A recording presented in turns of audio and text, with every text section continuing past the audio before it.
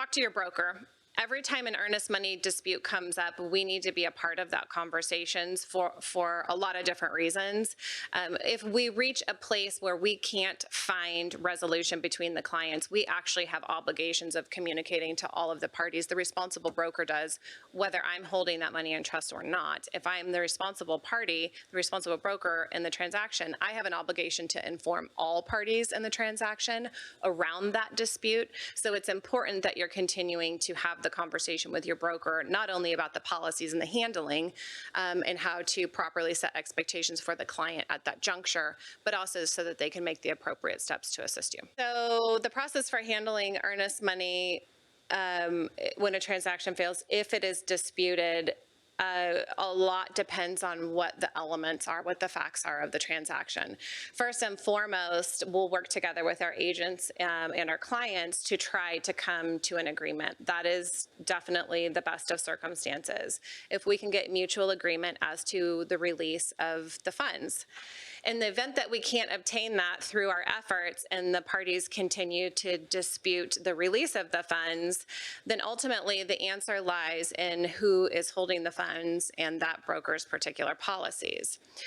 For me, we don't have a trust account, so all of our earnest money funds are held at either through the closing agency, the title company, or the seller, or whatever party is indicated in the agreement.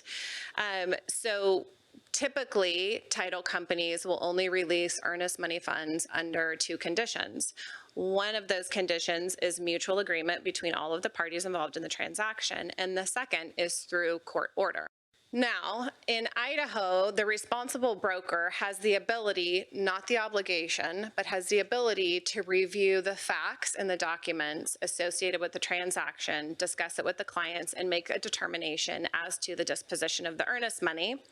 And if they are the holder and have the funds, be able to release it to the party that they believe it should be released to.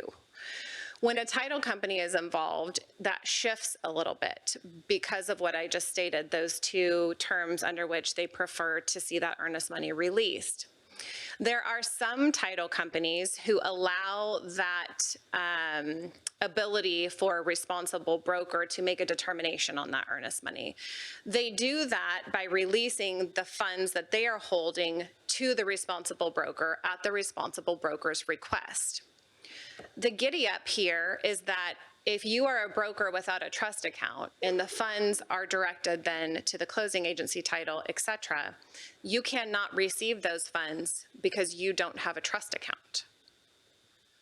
So we try again to go back to the drawing board with the clients to determine the best way to approach it, and that is fact dependent. Another option is a compromise between buyer and seller. Sometimes they split the earnest money in an effort to appease all parties. So I actually polled 3 title companies before we came in today to see what their policy was regarding disbursement of earnest money in a disputed situation. And what Catherine says is absolutely true. They all 3 abide by that rule that they will disperse it to the responsible broker. But there are certainly some out there that won't. And then you have to ask yourself the question, am I representing my client? Am I promoting their best interest if my title company doesn't adhere to that particular policy?